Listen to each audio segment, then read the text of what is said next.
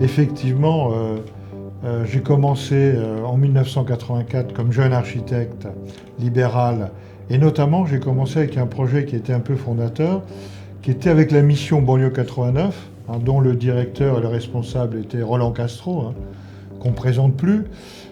Et j'ai commencé à travailler sur un territoire de banlieue qui était la cité Redon, en Bretagne. C'était la ville de Redon, c'était la cité Bellevue, et on a commencé à travailler sur la transformation et l'embellissement de cette cité. Et donc le projet Banlieue 89 est extrêmement important parce que déjà à l'époque, dans les années 80, l'État, les citoyens, les maires, les élus avaient déjà mis le doigt sur la problématique des territoires de banlieue. Et c'était déjà il y a 35 ans que ces problèmes existaient. Et donc tout le travail de Banlieue 89, c'était de requalifier ces territoires, de redonner un nouveau sens, une nouvelle image, une image positive, et de transformer ces territoires. Et nous, on a la chance de commencer sur ce projet à Redon, et on a commencé à travailler sur les halls d'entrée, sur les façades, sur les espaces extérieurs, comment on pouvait changer, modifier cette image. Ensuite, l'agence que j'ai créée donc en 84 a remporté le projet de l'Ormocha Ivry-sur-Seine. Alors, Ivry, c'est une ville de la banlieue sud de Paris, qui est une ville qui a une histoire industrielle, et donc le projet de l'Ormocha s'inscrit dans la reconquête de cette histoire industrielle de ce territoire. Il y avait des friches industrielles, à un moment donné, la ville s'est posé la question de comment transformer, comment faire en sorte que ce territoire prenne vie.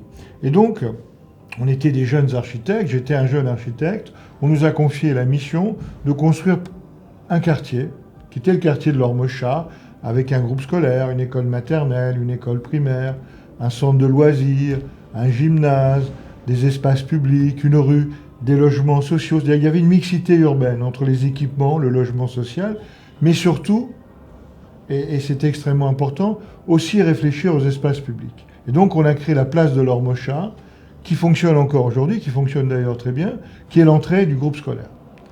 Alors, c'est comme ça que mon activité d'architecte a démarré, dès 84, dès 86, et c'est comme ça que j'ai créé l'agence VA Architecture, et depuis on continue à travailler sur des projets d'équipement public, des projets urbains, des projets scolaires et des projets de renouvellement urbain, c'est-à-dire sur des cités. J'étais pensionnaire pendant 2 ans, de 89 à 91, à la Médicis à Rome, pendant 2 ans. Ce prix correspond à ce qu'on appelait avant l'ancien prix de Rome, qui a été changé. Alors j'ai passé 2 années fabuleuses, extraordinaires là-bas, non seulement parce que c'était la ville de Rome qui est un véritable musée à ciel ouvert, mais parce qu'aussi c'était la rencontre avec d'autres artistes. C'est-à-dire, j'étais pas tout seul, j'étais le seul architecte, mais il y avait d'autres artistes comme des peintres, des sculpteurs, des compositeurs. Et ce qui était intéressant, c'était ce mélange et cette rencontre avec d'autres artistes. Et pour ça, la Villa Médicis était extraordinaire. Alors personnellement, moi j'ai travaillé sur un thème qui était le thème du projet urbain. Et j'ai mis en place 2 cycles de conférences. Le premier cycle de conférences correspondait, et c'était, à l'époque, c'était en plein débat, les grands projets du président. À l'époque, c'était le président François Mitterrand qui avait lancé des grands projets. Mais c'était des projets qui créaient une dynamique dans la ville de Paris, qui était la ville capitale. Il y avait le projet de l'Arche de la Défense de Spiegelson, qui était quand même un monument qui s'inscrivait dans l'axe historique de Paris. Il y avait le projet de la pyramide de Louvre fait par l'architecte américain Paye. Il y avait aussi le projet de l'Opéra Bastille, qui était un opéra populaire construit par Carlos Hott.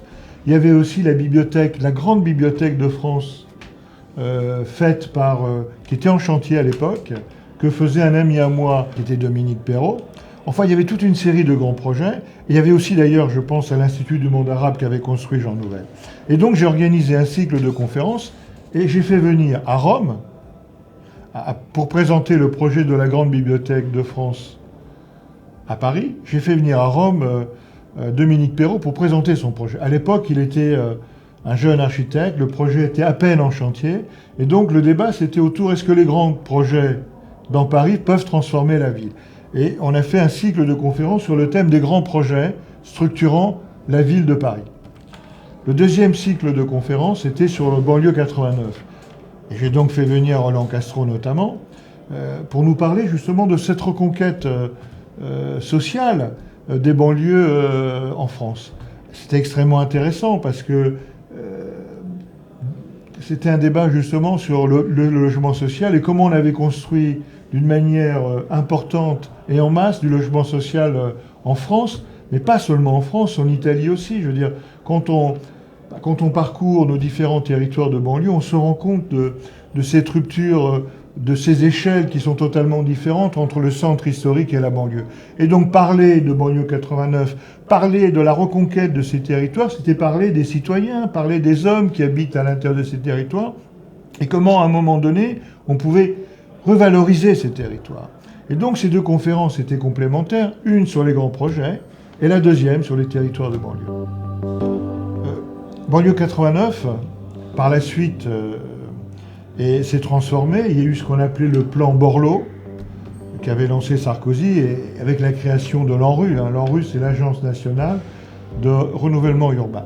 D'ailleurs, moi, dès 2005-2006, j'ai travaillé sur un projet ANRU, c'est comme ça qu'on les appelle, et notamment j'ai travaillé à Vigne-sur-Seine, sur le quartier de la Croix-Blanche, où le maire nous avait missionné sur la question de la démolition de 7 tours. Ces tours IGH, ce sont des tours de logement social, et ce sont les plus hautes tours de la région parisienne. C'est des tours de 70 mètres, et sur les 7 tours, aujourd'hui, 20 ans après, on en a démoli 6, et à la place, on a dessiné un quartier à échelle humaine, avec des petits bâtiments R+3, R+4, avec des espaces publics et des espaces privés, des jardins, des rues, des places. C'est-à-dire qu'on a, on a transformé un quartier de tours et de bars avec des espaces indifférenciés en véritable cité-jardin.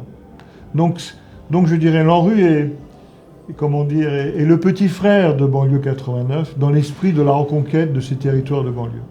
J'étais enseignant et maître de conférences pendant plus de 20 ans à l'école d'architecture de Paris-La Villette. Donc je me suis engagé dès 91.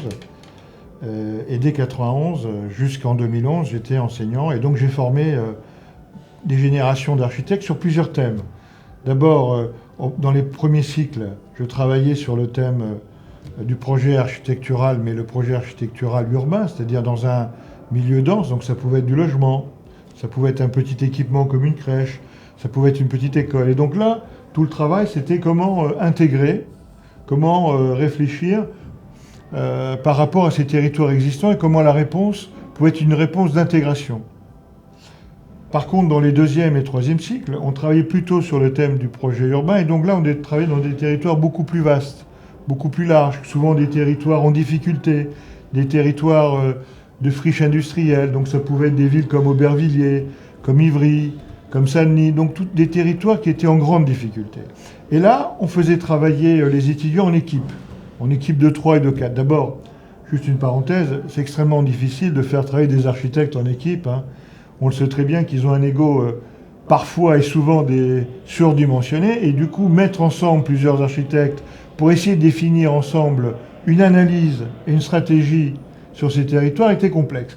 Mais c'était la règle du jeu. Comment faire en sorte qu'on puisse penser la ville ensemble? Pourquoi? Parce que la ville, elle ne se fait pas tout seul. Les architectes ne peuvent pas travailler seuls dans des territoires aussi complexes. Donc ils doivent apprendre à travailler en équipe. Et donc le travail était double, travailler en équipe et réfléchir et apporter une réponse, mais une réponse d'abord d'analyse et après d'une stratégie sur un territoire. Comment on peut changer ce territoire, non pas en faisant une table rase, on ne rasait pas forcément le territoire, mais comment on pouvait le bonifier. Comment peut-on bonifier les territoires de banlieue pour qu'ils changent d'image, qu'ils deviennent des territoires positifs, que la vie reprenne, que les habitants puissent vivre normalement dans ces territoires, etc., etc. Et donc c'était un travail complexe et avec un engagement extrêmement important. L'objectif n'était pas de faire pour faire, c'était pas juste on fait des beaux projets, etc., mais c'était de définir une pensée urbaine sur la ville. Comment transformer positivement ces territoires? tout en évitant de réaliser la table rase de ces sites souvent imaginés par les architectes. La ville a une mémoire, la ville a une histoire, le projet urbain doit s'inscrire dans cette histoire et dans cette identité de ce territoire.